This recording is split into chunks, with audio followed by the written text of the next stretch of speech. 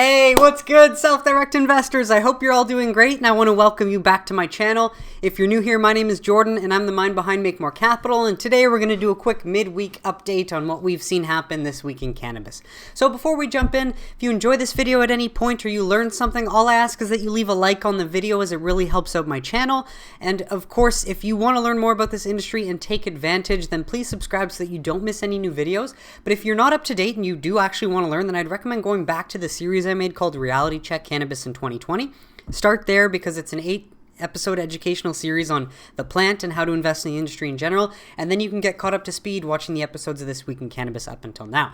But without further ado, let's jump in, and I'm stoked to see a publication like the Wall Street Journal telling it like it is: Mexico set to become the world's largest legal cannabis market. Which they are. And just the wording is important. It's set to become. This is telling the facts. It's not saying that they will consider becoming or they're going to consider voting on considering becoming.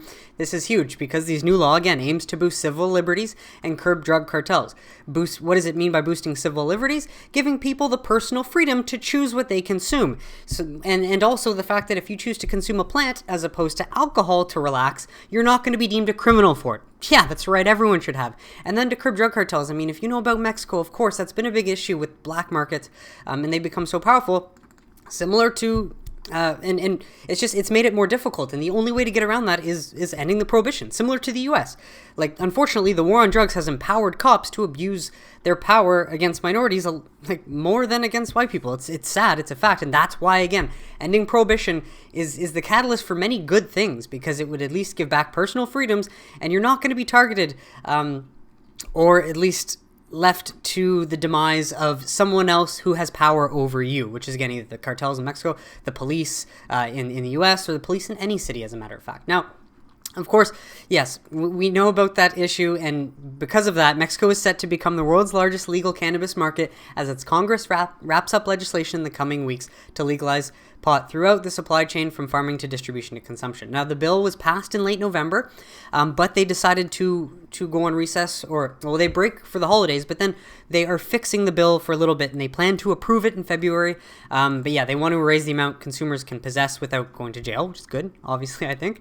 But essentially what they're doing is they're taking their time, but February they're gonna write it and sign it and enact it into law. And I just want to point this out. We are committed to regulating cannabis. It's a right of Mexicans, like it's a right of humans. Like, thank you, senor, for saying the obvious. So this is exciting. If you want to read more about this article, again, expect this to possibly come in February, but you can find the link in the description. Now, again, when you have to take these headlines at face value, recreational cannabis could be on the 2020 docket or on the 2020 ballot in Nebraska. So lawmakers of the U.S. state Nebraska are working with local activists to get recreational cannabis on the statewide ballot in 2020. And basically this comes because whoever was voted in, or the new recent senator, says that this is an issue with current state law, which is far behind most Nebraskans' values. We're ready to end the failed war on drugs. And I just want to point this out because I mentioned this in my series. This was actually featured, in the series I made, Reality Check Cannabis in 2020. This happened September 11th. Medical cannabis measure removed from Nebraska's November ballot. So Nebraska was actually going to vote on medical cannabis November 3rd, but they didn't because of the Supreme Court. Now, it's quite fishy, and I do recall looking through here, and it's a bunch of crap, but just I just want to show you at least what, and I don't know why that doesn't end up showing up, but look, this is what you can actually see did happen. In decisions issued today, the Nebraska Supreme Court, this is September 10th, ordered that 3 gambling initiatives be placed on the November general election ballot, and that a medical cannabis initiative be withheld. So imagine that. Hey, do you want access to an alternative medicine that's not addictive and doesn't have the chance to make you addicted and kill you, like opioids? Well, too bad. Here are 3 gaming initiatives instead. So that just goes to show how backwards and how out of touch politicians are with the reality of American people. So this sucks. And again, so don't put too much hopes on a headline like this, but it is nice to see that at least, someone in power is paying attention and realizing that the people want this, and when the people want it, that's when change happens. And so CRESCO, I want to point this out just because now a lot of the US multi-state operators have been doing their own sort of initiative in this way, so I don't want to say that any other company is not, and that CRESCO is. I'm just pointing out this one from CRESCO because it came out this week, December 29th. But they've published their inaugural seed annual report, which basically covers their seed initiative, which is the Social Equity and Educational Development Initiative, which is, an initiative to give back to the communities hurt most by the war on drugs and help. Where was it? It's a bit further down. Yeah. So what the SEED program was made to do is allow more equitable inclusion of Black and brown people in cannabis. As we reflect on the first years, we recognize that it's just the beginning of a long road ahead. Tons of work needs to be done. And guess who's doing it? Not the government. No, not the federal government. Of course not. It's the cannabis entrepreneurs. It's brilliant how they've taken this initiative into their own hands, and they're so confident in their business model with cannabis and the success of it based on their own experience that they get into this industry and they're like, no, we're going to make this work. And yes, as you can see, they are making more of an effort in these individual communities. Now, let me just show you how. But I think, again, the most important thing with cannabis, as opposed to, complying with regulators and making sure things go smoothly, it's also the education, because, my parents are brainwashed. They don't understand what cannabis is. They don't realize it's a plant with a lot of therapeutic benefits. They think it's something that's evil and can rot your brain. So many people are still brainwashed. So the education is the most important part, especially around the medical and therapeutic benefits. You can use it for a lot of other reasons like creativity or sleep, but ultimately, it's just there's so much more to learn. Now, I just want to point out what they've done. So they've invested over $1.5 million and contributed over 2,200 Cresco Lab staff hours, so volunteering on 40 multi-tiered seed initiatives. They've also sponsored and financially supported 2 restorative-focused events with more than 1,200 individuals seeking expungement from their records. They're literally helping people get their records cleaned. This is amazing. Like, there's no other companies and other industries that are taking action like this. They might be saying they are. They might be saying that they're not going to show other people's or, brands that they don't agree with, but they're not taking action like these cannabis companies. This is the type of news that needs to be highlighted on the mainstream media. They also conducted a business incubator that assisted 50 businesses and over 250 individuals in total over 2 application periods in Illinois. So keep in mind, folks, this is just this is a first initiative in Illinois. But, it goes to show that they're putting their money where their mouth is and actually walking the walk, establishing 8 community and workforce development initiatives and assisted in the development of cannabis industry curriculums for 5 universities and colleges. Education, folks. Education matters. We need to get curious and relearn, or at least revisit the way we look at this plant. And just this whole effort got them an award. The Bill Leslie Visionary Award, a nonprofit established to serve the legal needs arising from lack of opportunity, criminalization of poverty, and racial inequity experienced in Chicago. It's unbelievable that the only thing allowing this is the federal law that allows the war on drugs to go on and keep prohibition active. So that is, again, the most important thing, and that can't change. Now, and of course, it depends on what happens on January 5th, but I just want to point this out. As many of you who've watched my past videos, I've shown this poll before, and this poll has continued to show Purdue ahead and Warnock ahead. So what I've gone ahead and is find another poll that actually shows the opposite and has both Dems in the lead. Now, this, again, is more of a joke. It's just to say that don't trust polls, because no matter what, you can find a poll that's likely going to fit with your narrative. So that's why it's important not to trust them. But I do just want to show you that there is another poll out there that says that the Dems have hope.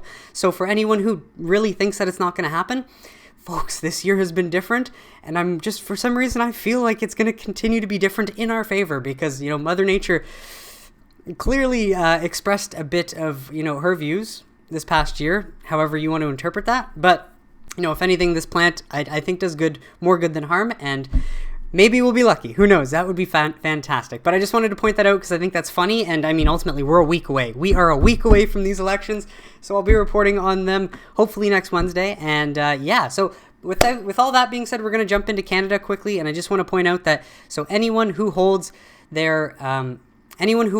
Aphria shares on the Toronto Stock Exchange can be rest assured that Aphria has now answered any question about the Aphria and Tilray merger. In addition, Tilray intends to apply to list the Tilray shares on the TSX and trade in Canadian dollars so that following the closing, Aphria shareholders can continue to trade their new Tilray shares on either exchange in either currency.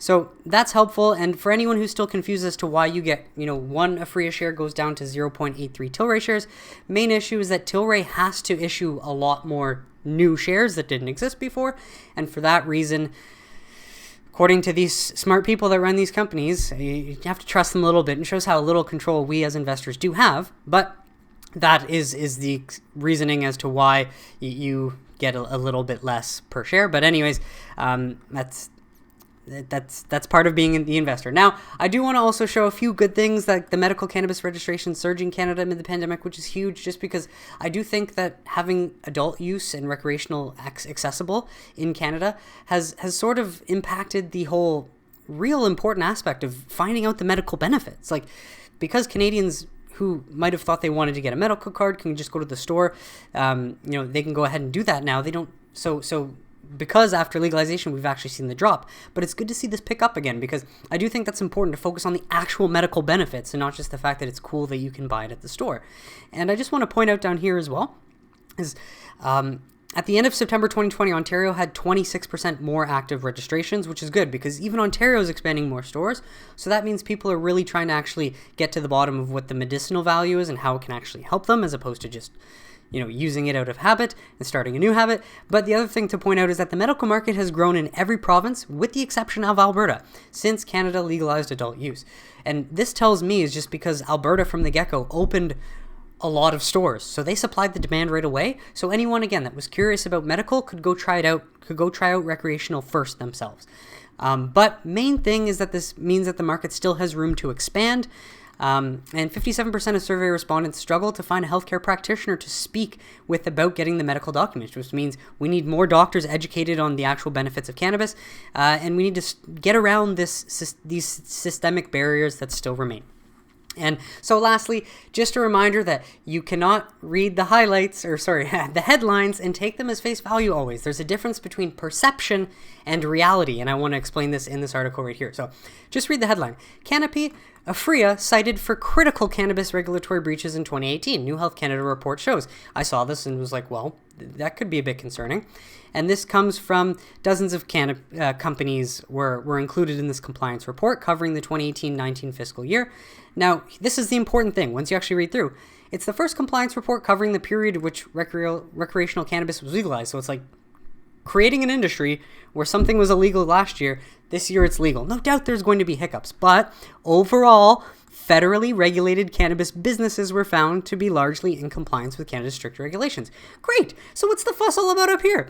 And the main thing I want to point out is just that, if you've seen my videos, I'm an Aphria shareholder. So when I see this, I'm like, okay, is this just, a writer self-serving their interest, or what's the necessary point of just popping this name in the headline as opposed to another? And as someone who owns this company, I just want to make sure that my investment's in good hands, right? So if you actually go to the compliance report and you go down to the inspection results, which we can go down and find, just to point out, many of these companies had again, not to say critical, but they did have to face some sort of breach, or regulatory breaches. They did break the rules a little bit, but here I just find this funny because the headline that they used was Aphria, because it's a well-known name, right? Now you've seen many of these companies mentioned multiple times.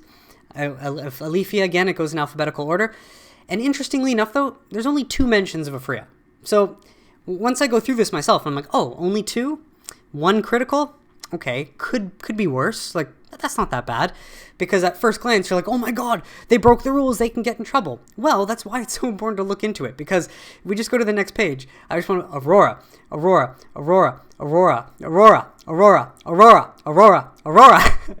See, they could have easily just put Canopy and Aurora. It's so important not to get swayed by the headlines and to actually dig through a little bit. And then if you go BC Tweed, this is Canopy.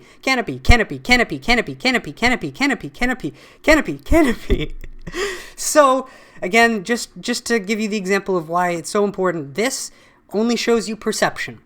The reality is what you get when you dig a little bit deeper and you discover the facts, and that's what will make you a better investor. That's what will help you make better decisions, and that's what will ultimately just improve decisions in all aspects of your life, when you don't rely on the opinions and you look for the facts yourself. So everybody, I hope you enjoyed this video and got some value out of it. Hopefully a good deal of news does come out over the next few days, so Sunday I can be back with a bit more, but I hope you enjoyed that, found this valuable. And again, if you enjoyed this video or you learned something, please leave a like, otherwise subscribe, and I will see you on Sunday for the next video. Have a great day, everybody.